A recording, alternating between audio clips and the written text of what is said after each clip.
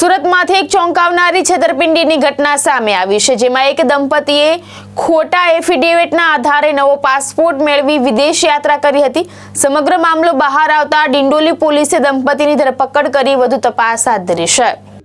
સુરતના ડિંડોલી વિસ્તારમાં રહેતા ઘનશ્યામભાઈ વલ્લભભાઈ પાંભર અને તેમના પત્ની અસ્મિતા પાંભર વિરુદ્ધ છેતરપિંડીનો ગંભીર મામલો સામે આવ્યો હતો।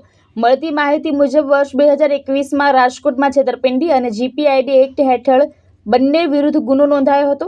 આ કેસમાં કોર્ટ દ્વારા શરત મૂકવામાં આવી હતી કે દંપતીએ પોતાનો પાસપોર્ટ કોર્ટમાં જમા કરાવવાનો રહેશે અને દેશ છોડતા પહેલા કોર્ટની મંજૂરી લેવી પડશે, પરંતુ આરોપીઓએ કોર્ટના આદેશનું ઉલ્લંઘન કરતા પોતાનો પાસપોર્ટ રસ્તામાં પડી ગયો હોવાનું ખોટું જણાવી અને એફિડેવિટ બનાવી આ બોગસ એફિડેવિટના આધારે સુરત પાસપોર્ટ ઓફિસમાંથી નવો પાસપોર્ટ મેળવી લીધો હતો।